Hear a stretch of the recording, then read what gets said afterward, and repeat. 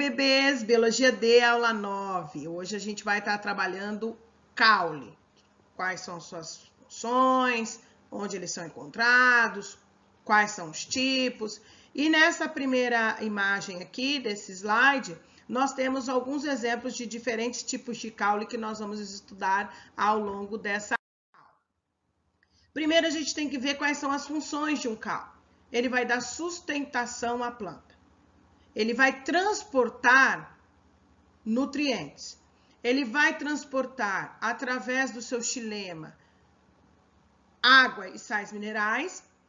Chegando na folha, vai fazer fotossíntese e transformar isso em matéria orgânica. E o floema vai distribuir. Muitos dos caules armazenam.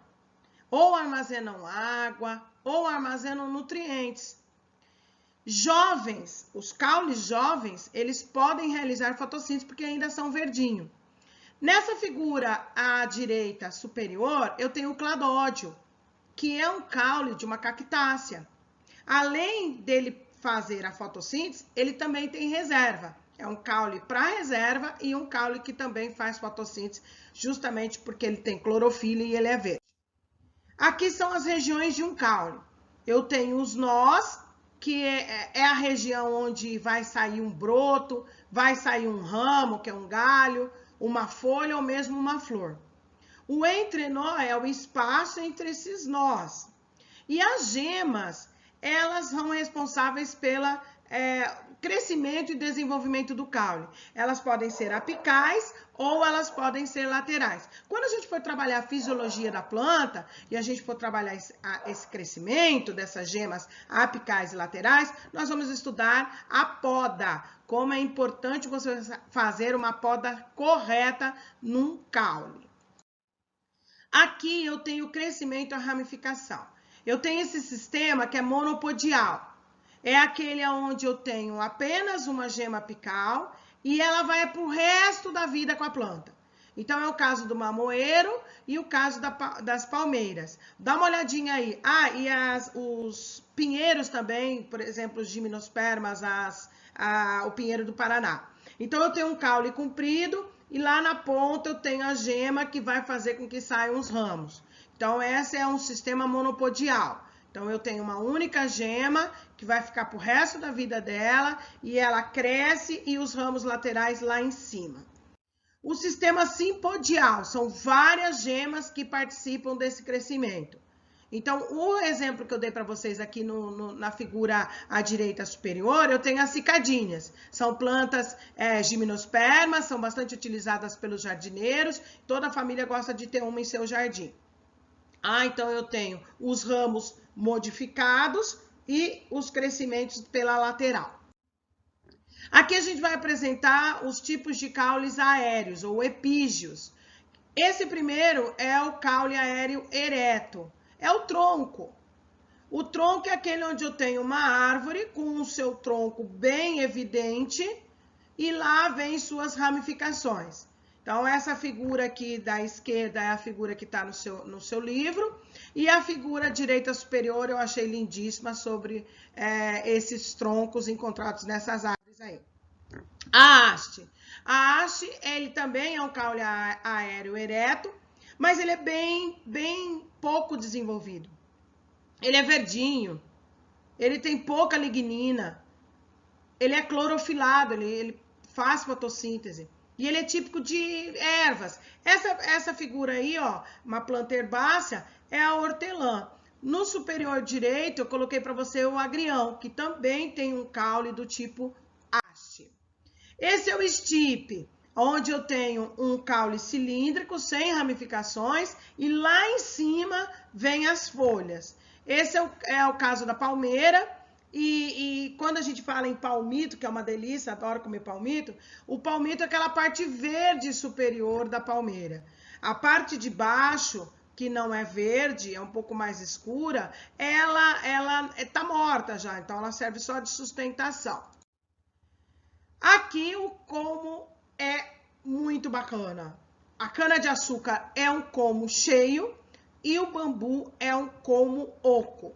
Então, ele é dividido entre nós e entre nós, nós e entre nós. É bem nítido você ver essas estruturas, os nós e o espaço entre esses nós. Aqui nós vamos ver os caules aéreos trepadores. Agora não são mais os eretos, agora são os trepadores.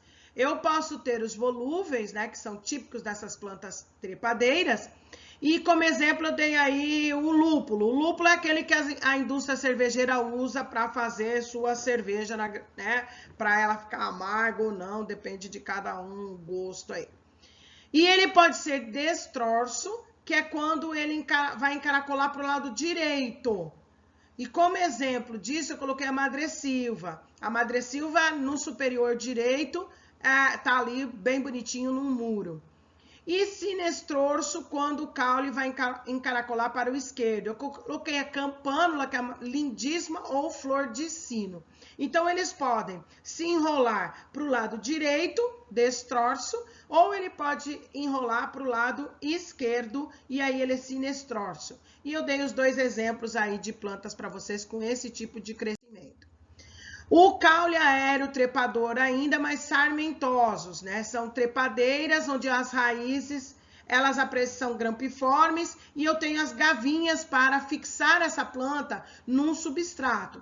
A gavinha, essas molinhas aí, encontradas no chuchu, nessa imagem superior direita, eu achei muito linda essa imagem do chuchu, que é uma trepadeira, e ao redor ali, em torno dele, tem essas flores, ficou bem legal essa imagem, eu adorei. Aí, os rastejantes, esse é o estolho, ou estolão, é típico de morango, é a delícia morango. Aqui no superior direito, ele mostra exatamente como é que funciona um estolho. Então, ele tem uma plantinha com a folha, e aí vai o estolho e ela se reproduz ali do lado. E aí vai mais um e ela se reproduz. Então, isso é um caule aéreo rastejante, né, típico de morango, que eu coloquei para vocês aí. Rizomas. Agora nós não vamos mais trabalhar com os caules aéreos, agora a gente vai trabalhar com os caules subterrâneos e hipógeos. O rizoma é o primeiro. O rizoma é encontrado no gengibre, na samambaia, na bananeira, que eu coloquei o exemplo para vocês aí. Quando eu olho para uma bananeira, eu não estou vendo o pé da bananeira em si. O que eu estou vendo é um pseudo-caule e seus ramos. Então, o caule da bananeira, ele está embaixo da terra. Tá? Então, o que a gente vê fora da terra é um falso caule. Tá? Então, eu coloquei aí o exemplo da samambaia. Essa samambaia aí, ela é de casa de vó, de madrinha. É uma samambaia de metro que elas falam. Bem linda, elas gostam de pendurar nas varandas, bem no alto, elas vão até o chão. Tá? O gengibre e a bananeira aí, eu peguei a fotinho da bananeira com seu coração, que muitas pessoas gostam de pegar esse coração e cozinhar, fazer um alimento bem gostoso com ele. É bem nutritivo também. Os tubérculos são caules subterrâneos, mas eles acumulam substâncias nutritivas. É diferente de raiz, porque na raiz eu tenho, por exemplo, a batata doce, eu tenho a cenoura. Aqui, como o caule subterrâneo que guarda nutrientes, o exemplo mais clássico, o clássico em biologia, é a batata inglesa. Então, mostra aí, né, as gemas, onde vai criar os ramos. Então, a batata inglesa, aqui na imagem superior direita, eu tenho um plantio de batata, tá? Agora eu venho para caule subterrâneo ainda, mas um caule diferente, que é o tunicado, né? Ele pode ser de 4 tipos. O simples, que é o caso da cebola. Cada parte daquela da cebola ali são folhas modificadas que eu conheço por catáfilos. E o composto, que é o alho, né? Cada dentinho de alho, então é um bulbo, é um caule subterrâneo, mas não é raiz. As pessoas erroneamente acham que são raízes e não são, são caules. O sólido, que é o caso do açafrão, que tem uma imagem aí embaixo, ao lado do lírio, que é um escamoso. O lírio ou a açucena, que são plantas lindíssimas. Então, eu posso ter um caule subterrâneo do tipo bulbo, mas ele é dividido em 4 tipos diferentes. A cebola, que é simples, o composto, que é o alho, o sólido, que é o açafrão, bastante utilizado na culinária, e o escamoso, que é a açucena branca ou lírio. A cebola e o caule, nem preciso dizer que ele também é muito utilizado na culinária. Aqui eu tenho os caules que sofrem modificações. Então, são caules modificados ou morfoses caulinares. Eu tenho o cladódio, que é aquele que nós já vimos no slide anterior, que é a imagem aí direita superior sobre as cactáceas, né? Eles são clorofilados, eles fazem fotossíntese e eles também reservam. Eles têm a propriedade de reservar. Alguns biólogos falam que cladódio e filocládio é a mesma coisa. Não é exatamente a mesma coisa. Os dois são verdes e tal, mas tem uma diferença que o cladódio ele vai fazer fotossíntese e tá com reserva, tá? Em contrapartida, eu tenho o filocládio, que tem ramos e é comum em aspargo, também bastante utilizado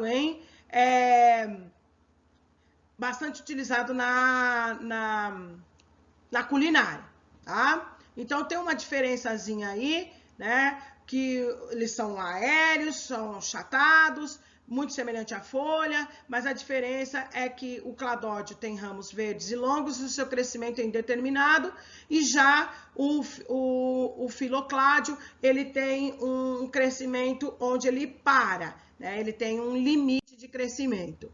Aqui a gente vai falar sobre outro caule modificado, que são os caules suculentos.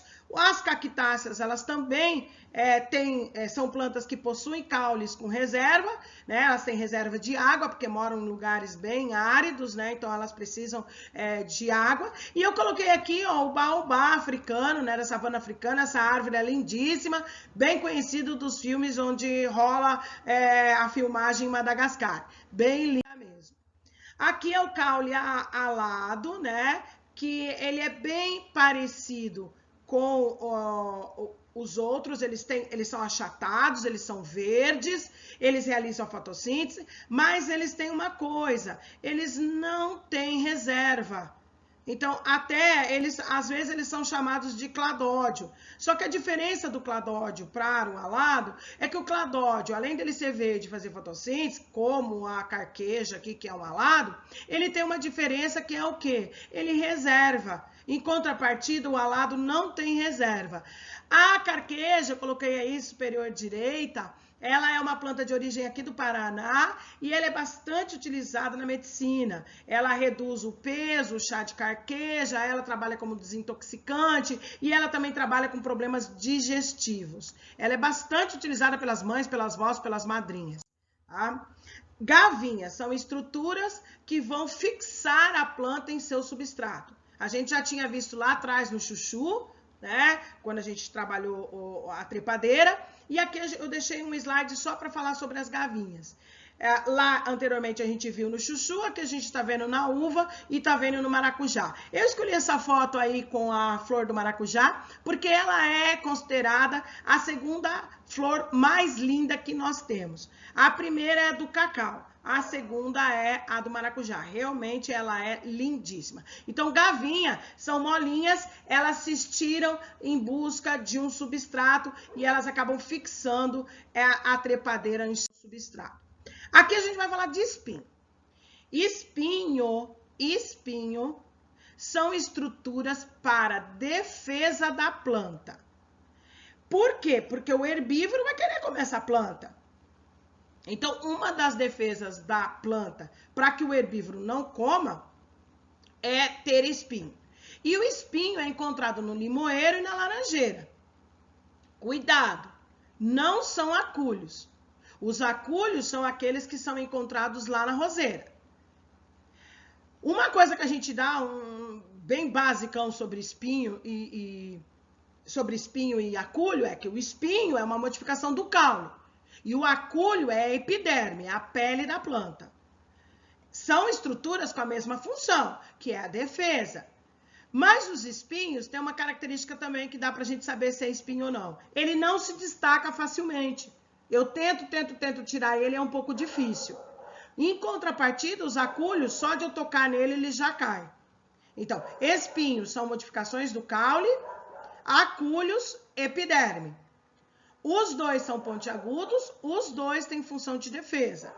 Os espinhos não se destacam com facilidade, os acúlios se destacam com facilidade. Então, roseira não tem espinho, roseira tem acúlio. Tá aí a imagem superior direita mostrando a roseira e aqui embaixo mostrando os acúlios. Eles são pontiagudos, eles têm função de defesa, mas eles não são estruturas modificadas do caule. Eles são estruturas epidérmicas e se destacam com bastante facilidade. Caules modificados ainda, o xilopódio, né, são caules típicos de cerrado, de caatinga. Esses lugares eles sofrem uma seca muito grande, eles têm muitos incêndios. Recentemente nós vimos os incêndios, além da Amazônia, nós vimos no Pantanal, que é o cerrado. E essas plantas com esse tipo de caule, eles têm uma característica bem legal que é assim, ó, se queimar, se destruir, o xilopódio ele fica protegido. Então, quando o ambiente voltar ao normal, a planta vai sair de novo e vai vir, e assim ela consegue perpetuar a sua espécie. Eu coloquei aqui a mandioca da caatinga, que é um xilopódio, e embaixo eu coloquei o jacatupé, que é do cerrado. Então, eles são usados, eles são indígenas, os índios, nomes indígenas, e os índios usam bastante como alimento. Tem vários pratos culinários exóticos para nós cara pálidas, mas que para eles são do dia a dia e parecem bem gostosos, tá? Aqui eu coloquei para você o caule aquático. Eles são típicos de plantas aquáticas, aquáticos ou hidróbios.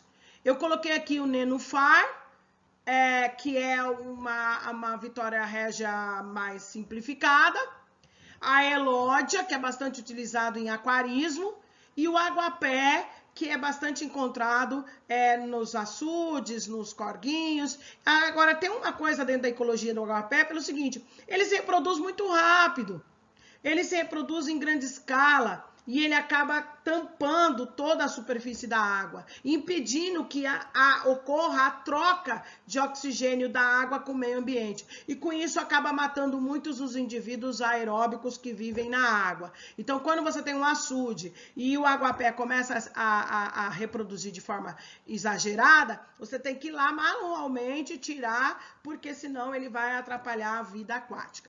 Tá? Não se esqueçam, eu amo vocês.